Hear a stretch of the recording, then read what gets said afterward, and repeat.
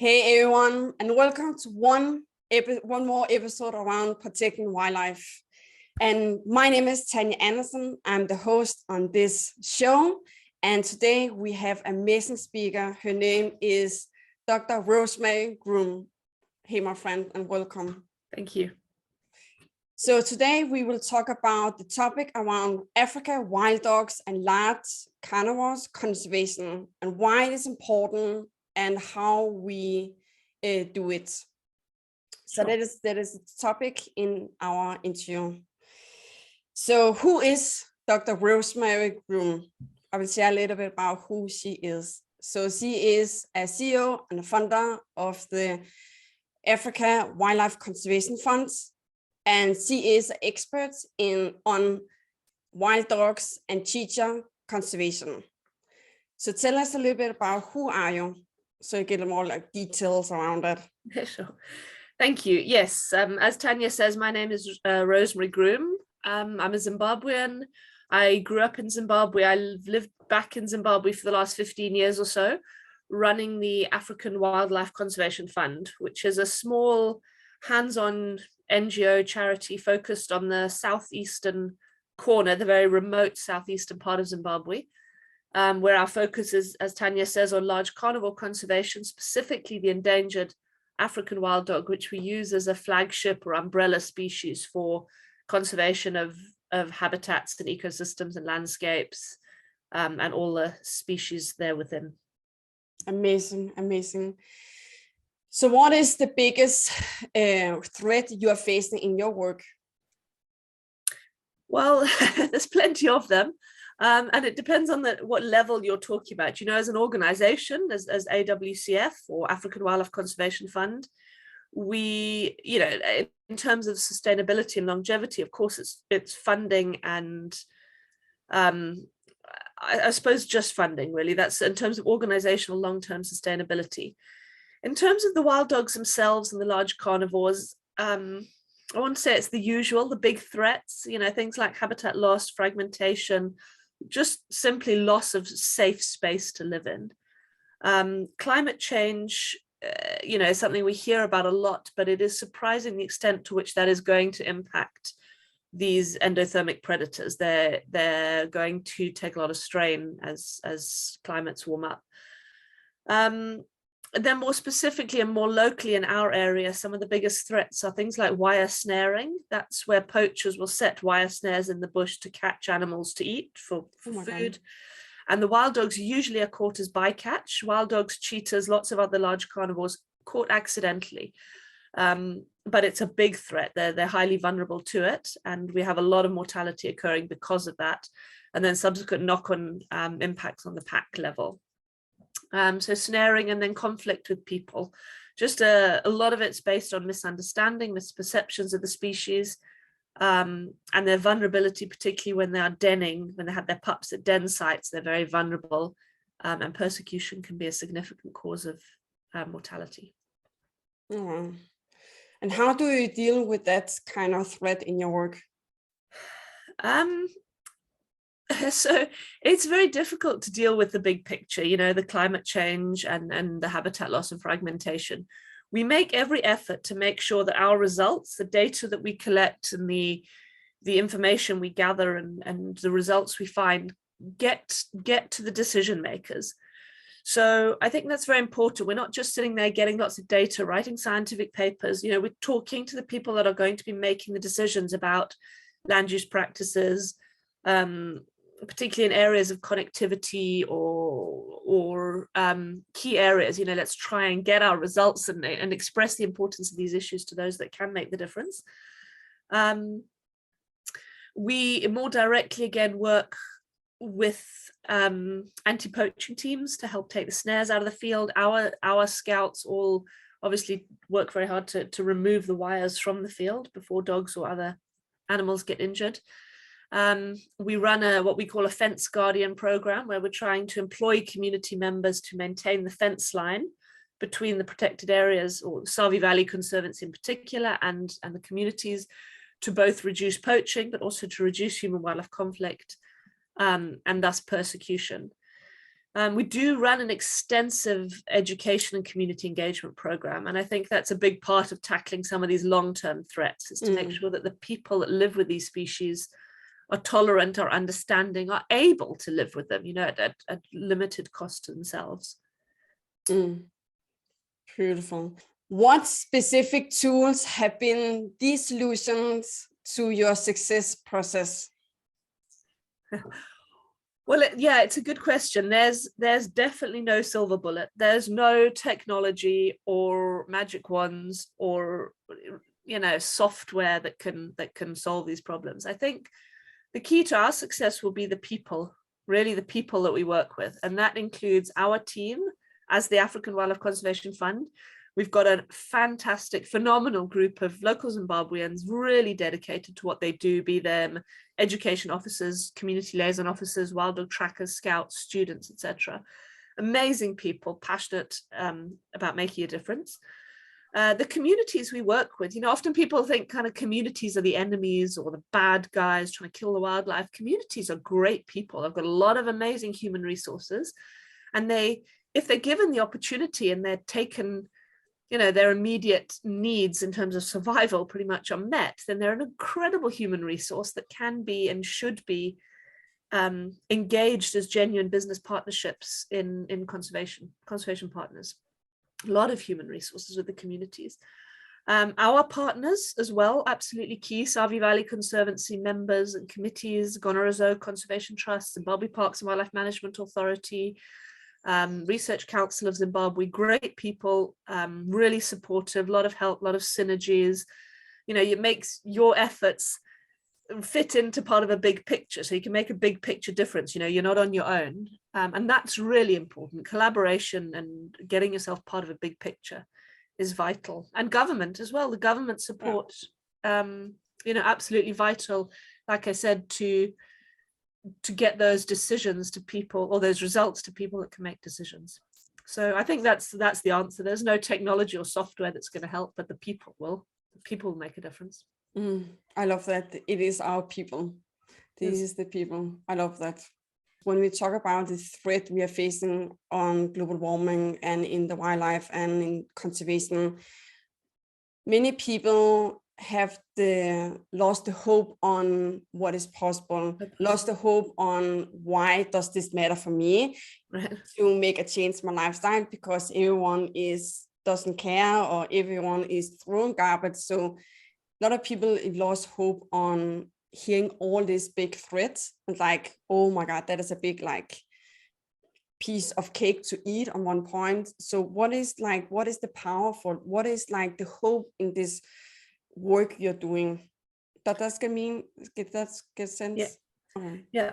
No, that it's a good question, because it can get very demoralizing very quickly when you're faced with all these big challenges and you read all the negative news.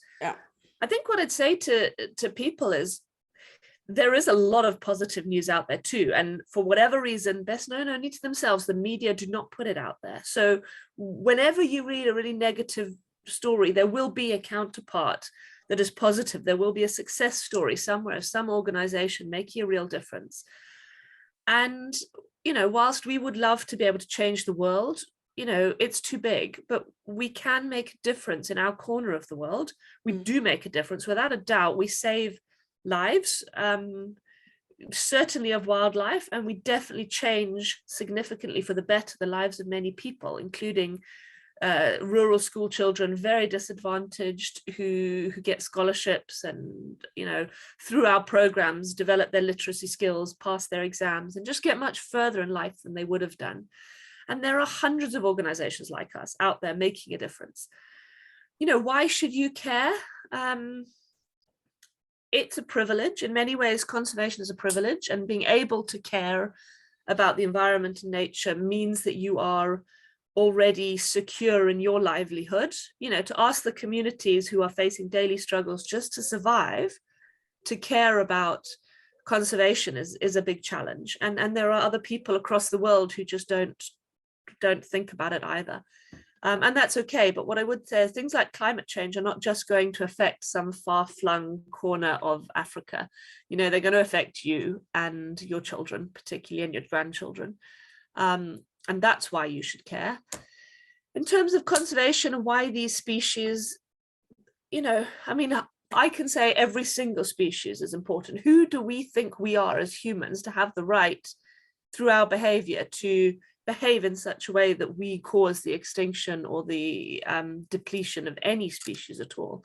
Particularly with large carnivores, they play a fundamental role in the ecosystem. If we lose those species, you're going to get a lot of problems with massive overpopulation of some of the herbivore plains game, which is going to lead to massive overgrazing and therefore lack of grazing for livestock and other things, leading to human impact as well. You're going to get a lot more disease, human wildlife disease, COVID and other things, being spread because you're not getting rid of the carcasses, you're not taking out the sick and injured animals.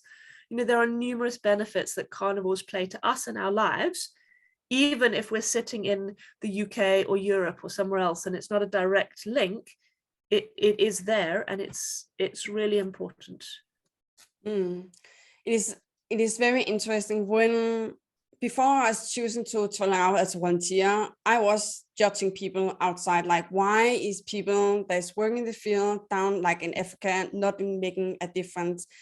And the times when I've been turned out as volunteer, I saw a totally new like picture on it, as you also share about like people that in it, like that is poor, that don't have the money, they are making the choices to survive. And we are not seeing that so many times on the social media. We only seen like this like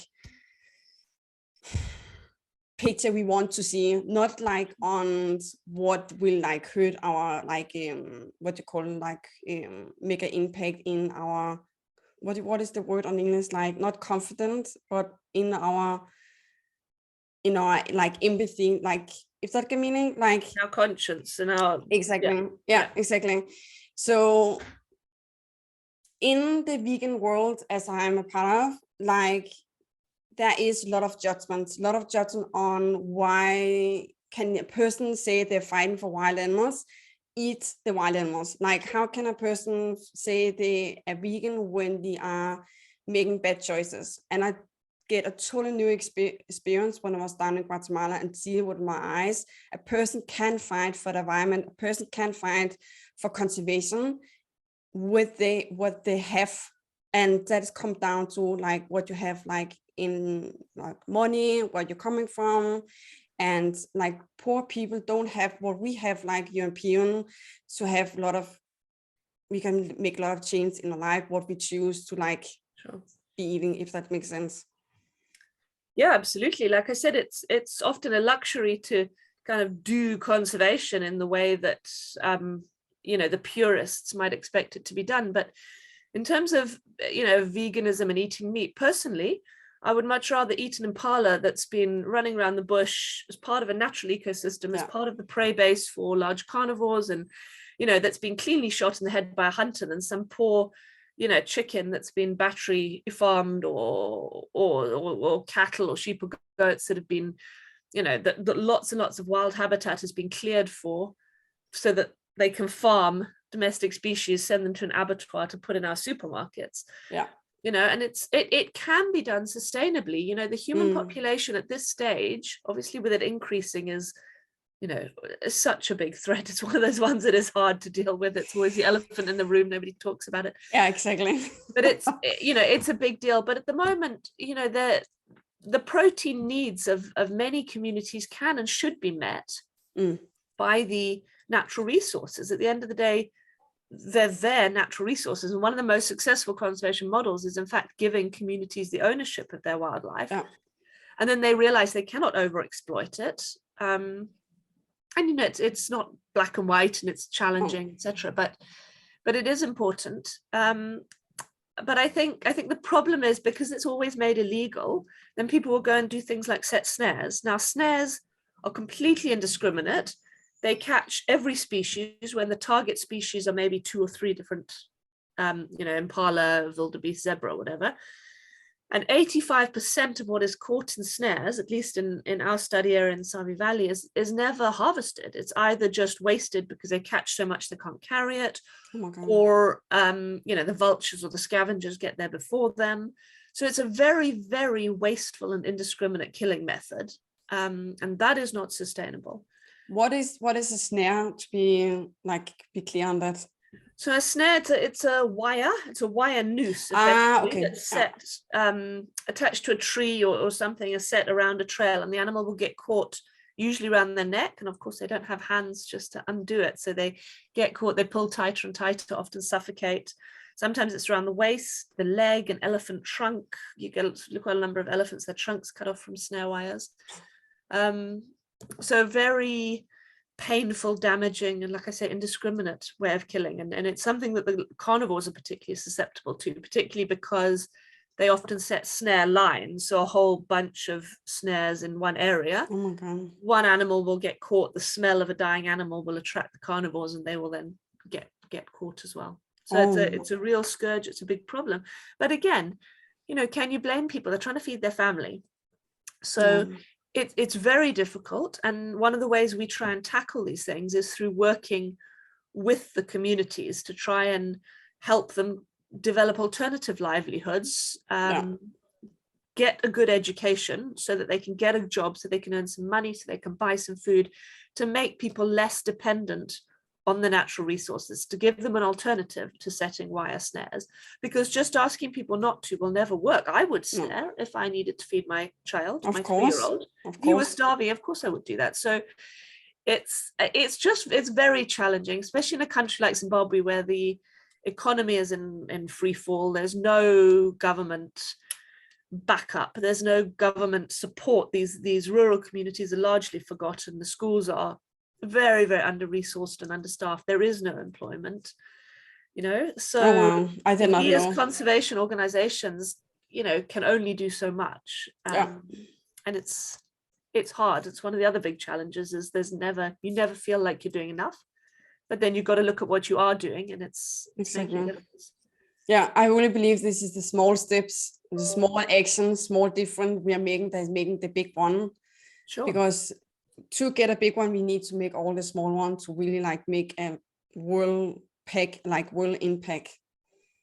Yes, absolutely. And that is the case. And I think, every school lesson we do, every field trip we run for kids, every community member we engage with and help to understand coexistence with wildlife rather than conflict, that all makes a difference. Eventually, one of those kids or one of those adults will go on to make some decisions that will make a difference, might go on to be a future leader in their community, even higher up, and it will snowball, and it does. And I think there's a bleak century or so coming up in terms of climate change and biodiversity loss, but I think the generations coming up now are very aware of the problem, are very clever. There's a lot of good technologies sort of being developed that will help resolve that. And I don't think it's all doom and gloom. I think we're in for a really tough, like I say, century or so as the human race. But after that, I think if wildlife can survive it, it's got a good chance of, recovering and coming back, if the human population growth is also tackled. True. So with that knowledge you have now, what guidance would you give to the viewers to make the change in their lifestyles? Well, again, it's very dependent on who the viewers are, where you live, what your lifestyles are and current interests are. But I would always start with education. I think, and I don't mean it in a serious, boring way. There's a lot of fun ways. Go find out about something you're interested in. It doesn't have to be African wild dogs in Zimbabwe. It might be a Himalayan species of something. Whatever it is that you are interested, find out about it. Educate yourself. If there's something you can do about it directly, then do that. Tell others as well. Share your passion, your knowledge, all the things you found out. And directly, we have said that climate change is going to affect everybody. So if you're in a position to do so, and I think everybody is to one degree or other, make a change, something in your life, turn out your lights, turn your water off while you're brushing your teeth, whatever it is, because it will make a difference. And already we're seeing that this 20, 30 years ago, people didn't even care. Like the whole electricity, whatever, you've got it, use it. Nobody thought about saving it. The plastic waste, it was like, okay, drink a water bottle, throw it away. Buy one of these, get it in focus. Where is that? Yeah, by my head. Use it. Yeah, sure. Don't use endless water bottle. There are lots and lots of tiny things you can do. And I really think they do make a difference. They're not sort of petty and irrelevant. They'll make a difference. Yeah. If you can travel, if you are going to go anywhere and be a tourist, don't not go because of climate change and carbon footprint, but choose somewhere that really is authentically and genuinely green and works with communities, does the right thing for the environment, and support them, because the only way we're going to develop the culture of green, sustainable, community-friendly, eco-friendly tourism is to get people supporting and visiting those initiatives. Exactly. So look at that, be it local or overseas, and do that. And then finally, perhaps, excuse me. It's okay. If you've got local conservation organizations, get involved with them, be it tree planting in your nearby village, clearing up litter in the local stream, something local, something that doesn't cost much, because a healthy world ultimately is going to benefit us all. It's going to make a difference, and it's also going to instill that kind of behavior in any younger generation that comes out and sees people doing this. They can ask why are they picking up that litter, why are they planting those trees, why are they solving that erosion gully problem, and gradually we'll build up a culture of this being normal practice. So things like that, you can all do it if you want to. It doesn't have to cost a lot, but you will know you are part of the change in the right direction. That is so powerful. Like we all, like everything is about a choice, and we all have a choice. And to make a choice and making an impact all over the globe, as me, I can make an impact from Denmark to your work to Africa, to inspire people what they get to choose when they turn to Africa, because there's so many people from Denmark that's traveling to Africa to experience the wild dogs, the number 5 big animals down there. And also like really think about the small details. As me, I live in minimalistic, and I use like glass that has been food in, instead of going out to buy glass. So I'm like, okay, how can I use everything I get in my home? So it's just like throw it out as a waste. So really think about what I'm thinking about is like, when I buy things, look, how can I use every piece of this or give it to someone else that need like a glass or need something to put the beans in or something like that, instead of going out to buy. Don't waste. I mean, bottom line, David Attenborough said it. I think I'm poaching it from him, but if that's the only thing you take home, don't waste anything at all. Use it, reuse it, recycle it, give it away, repurpose it. Don't waste. Powerful. So what is the last thing you want? If there's something one thing is what you call, what is the questions? So after the audience seeing this amazing interview, what is one thing you really want to impact the viewers with? Like if they take one thing out of the interview, that was what I'm going to say. Gosh, I mean, there are so many things. If we're talking about African wild dogs particularly, I would love all of you listening to go and look up what they are if you don't know, because a lot of people think these are some sort of feral domestic dog or some sort of hyena species, hyena in camouflage gear or something like that. Go and look them up, learn a little bit about them. They're incredibly awesome. If you've got the means and ability to do so, find an organization whose morals and values you believe in and support them, follow them. If you can support them financially, do that, because bottom line is that's everybody needs the funds to continue running their programs. If you can't, support them, share their posts on social media, follow their webinars, whatever you can do, tell other people about them. So learn about African wild dogs, learn how awesome they are, learn to love them. If you can afford to do so, come out and see them. Like I say, choose an organization that is sustainable, eco-friendly, works with people, works with the communities. And otherwise, just do your bit where you can and how you.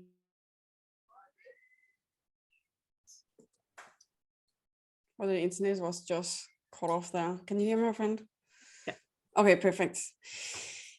So to you, dear audience, please go back to your newsletter, or go back to your email, because that is all the information around Wildlife Conservation Fund.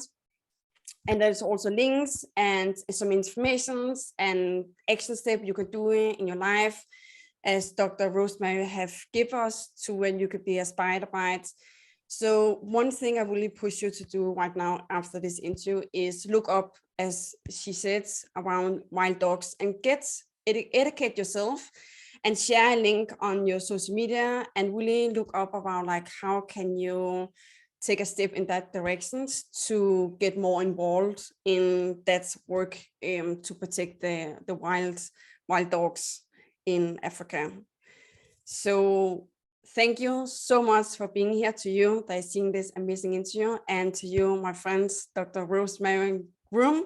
This was a pleasure, and thank you for everything you're doing and putting the words out there why it is so important to protect wild animals in Africa.